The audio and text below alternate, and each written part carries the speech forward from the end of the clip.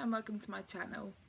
I've just realised it's been about 3.5 years since the last time I did my video, which is an extremely long time, so I do apologise. So the last video I did was about living with my condition called Chiari malformation, and I guess since then quite a lot of things have changed. It's probably long story short really, I'd moved from my hometown into a different town, and I wanted to pursue my career in nursing, which is something I wanted to do since before I was diagnosed, and obviously going through the illness and the operations I wasn't able to do that. So I ended up going to do the access course to nursing, which is extremely difficult, especially if you're suffering with pain or any sort of illness. But I actually got through that, and that was, because I had good support network of my friends that I'd made, which was lovely, which I ended up coming out with a qualification.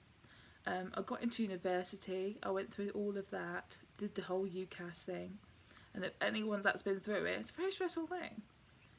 But so yeah, I went through all of that, and I was so excited. I was nearly the end, and I was told I wasn't able to do nursing due to my illness, mainly because I wasn't able to use my hands correctly, which looking back on it now, it was probably a good thing.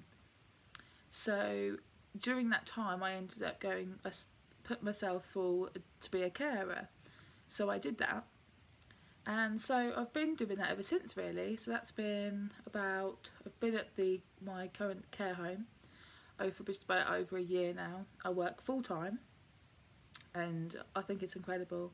So I've gone from being a carer and now a wellbeing and activities assistant. So I do all sorts of activities and look after their well-being.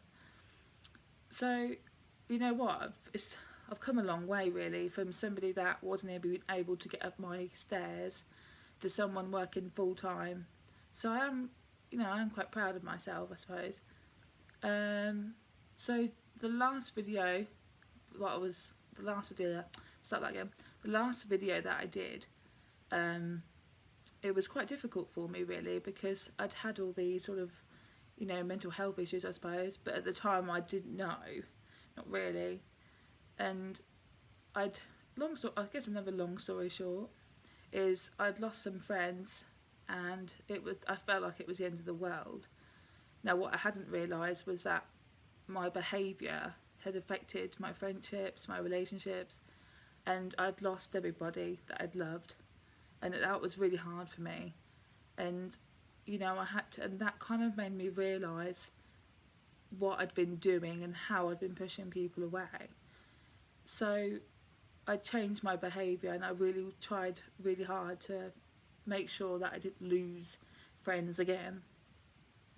So unfortunately I haven't really been able to build those friendships up with those people, but I'd moved and I've made some great friendships, and I've almost started my life again, which was kind of refreshing as well, but hard. So okay, this video is kind of about pain and how we deal with it, and how I deal with it on a daily basis. Now, if you deal with an illness or a mental health illness, you'll understand that there are 5 things that we do. Number 1, I'm fine. The amount of times a day I say I'm fine, it's unbelievable. And it doesn't even mean that you are fine, you're kind of telling yourself and telling other people that you're fine when you're not really fine at all. Another thing that we do is we tell people, you don't understand what I'm going through, and we tell people that all the time, and we do that out of frustration. My partner, I can almost switch personalities, and I shout at him and I scream, you don't understand. But what we don't understand is that they're actually going through the illness themselves. Everybody that you love is going through it with you. And that can be hard to kind of get your head around really, because we don't want to drag anyone else down. So we end up pushing the people that we love away, and I think that's why I lost my friendships and relationships that I did, because I just didn't want them to suffer like I was suffering. That's kind of what I felt like. The third thing that we do is we say, I'm really sorry, but I'm going to have to cancel, I'm in pain. Now, if you suffer with chronic pain or, again, a mental health issue, then you'll understand that you'll end up cancelling on your friends about 100 times to the point where they probably won't ask you again. Now, that doesn't mean it's your fault or anything, but I think we do that because we're scared. And we do that, and we have to learn. We have to try and push ourselves to get past that, because I find that once I'm out that front door, I'm fine. But it's the idea of going out that front door. The fourth thing that we do is we blame everything on ourselves. We say it's all my fault, this is why do we have this?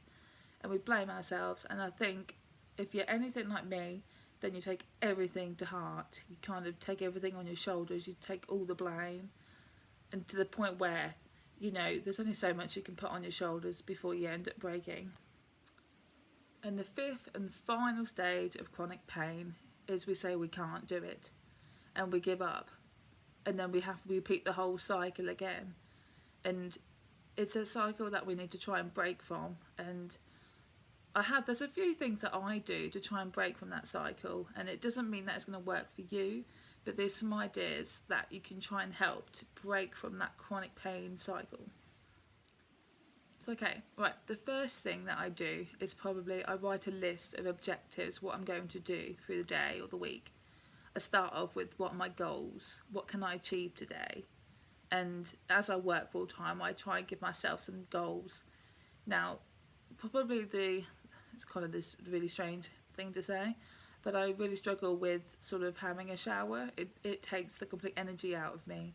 Now I do that, and it struggles, but if I can do that, wash my hair, do my makeup and get out that door, then I feel amazing. And that's what you need to try and do. That's one of my objectives on my list. Another objective on one of my lists is probably walking to work. Now I probably live about 20 minutes away, but I find sort of walking distances is a bit of a challenge for me. So yeah, I can do that. If I can walk, then that'd be amazing. So write a list of objectives, what you want to do, because then in your mind you know that you need to achieve these things. You have a goal, and I think having a purpose really helps. The second thing that I do to try and help with the chronic pain is I try to get outside every day. Fresh air does a world of good. Now that's obviously one of my objectives, but I find that if you get out every day, even if you have no plans whatsoever, get out that front door, get some fresh air, because like I said before, you know, once you're out that door, you're absolutely fine.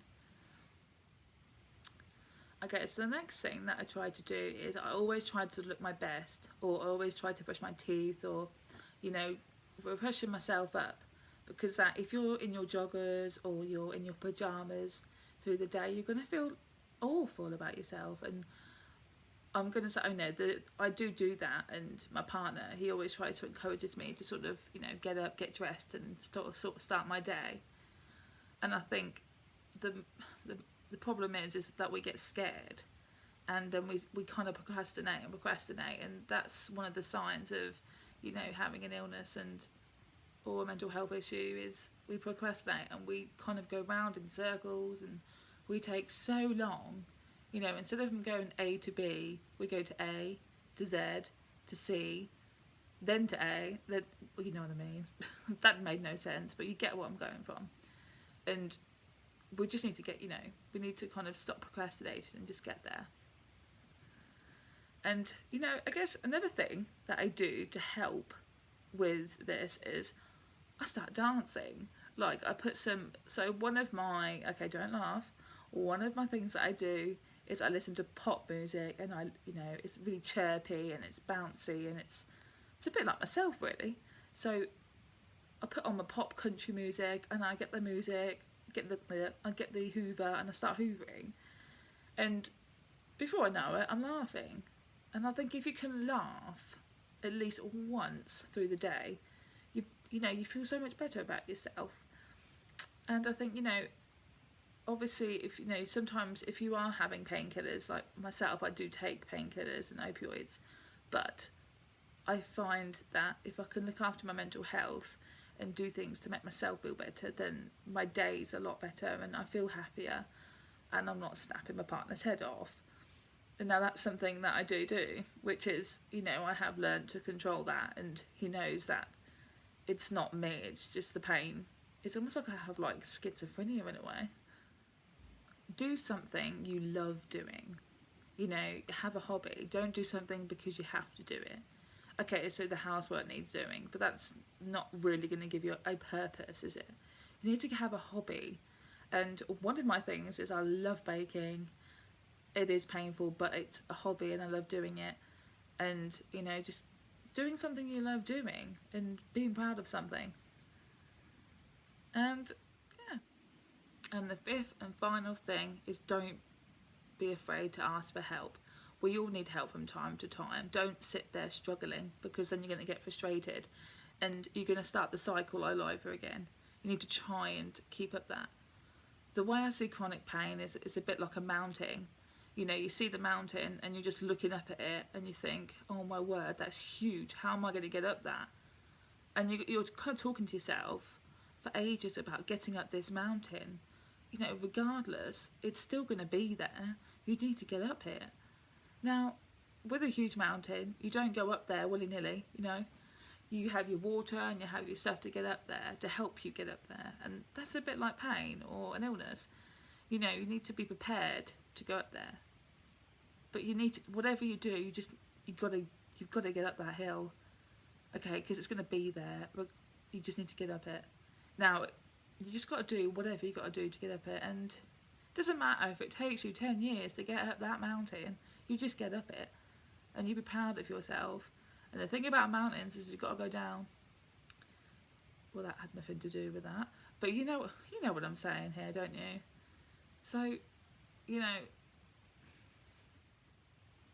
I hope you've kind of understood this video and maybe you can relate to it. Maybe you have some ideas that can help you through the day or help someone through the day. One of my things is if I can help someone, then I feel great. And maybe that's a selfish thing, I don't know, but I don't know, I just love doing that really. So if you can relate to this video, or you know, you'd like to say something, please comment and share this video. Thank you. Good girl.